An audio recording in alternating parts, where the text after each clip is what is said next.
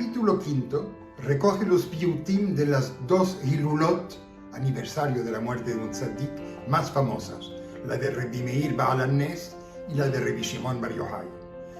Para la Hilulá de Rabbi Meir se recoge el piyut que se canta en Arvit antes del Kaddish, así como las melodías de Raubanim y de Ashkibenu.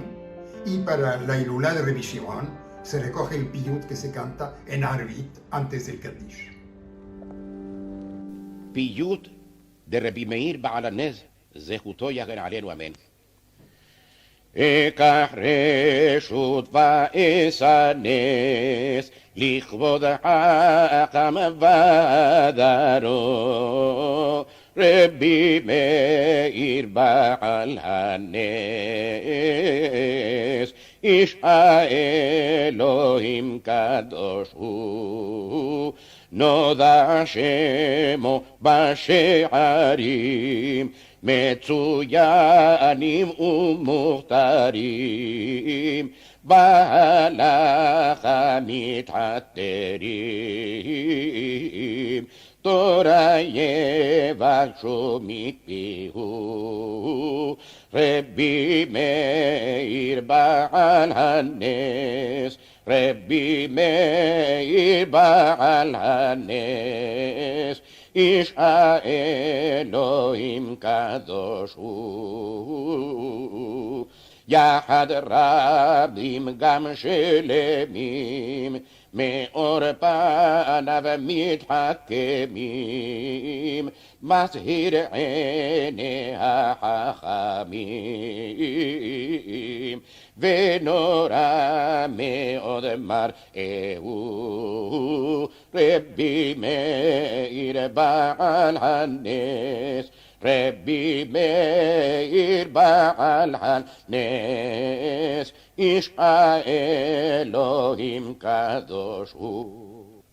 מאיר כשמש בכבורה וקולע אל השערה לוחם מלחמתה של תורה ומגן גבורה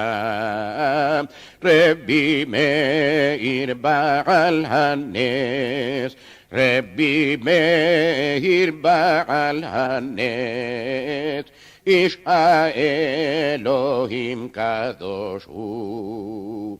פיוט דרבי שמעון בר יוחאי זכותו יגן עלינו אמן. אקריב שורת זמרת שבחי תוך אחי אקריב שורת זמרת שבחי לכבוד איש האלוהים ושמו רבי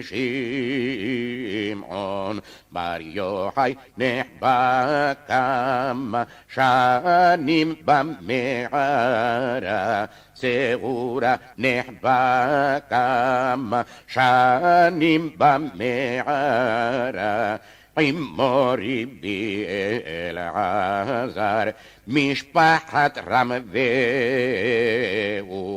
בן איש חי אקריב שורת זמרת שבחי תוך אחי אקריב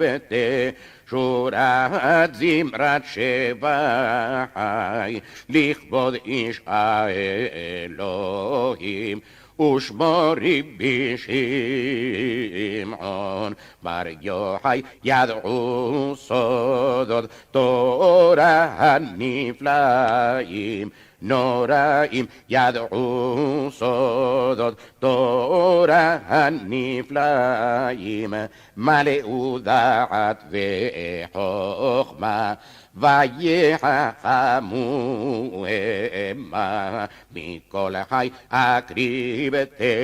שורת זמרת שבחי תוך אחי אקריב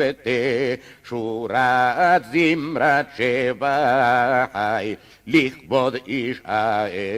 האלוהים ושמו רבי שמעון בר יוחאי Harovu Marianen lahem nibrau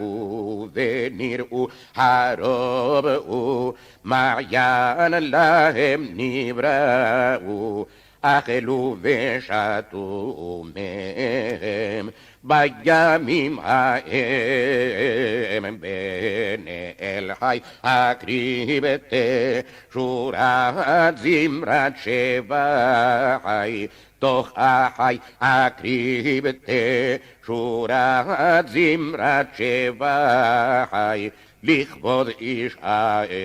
Elohim ushmori bishim on bar Yochai.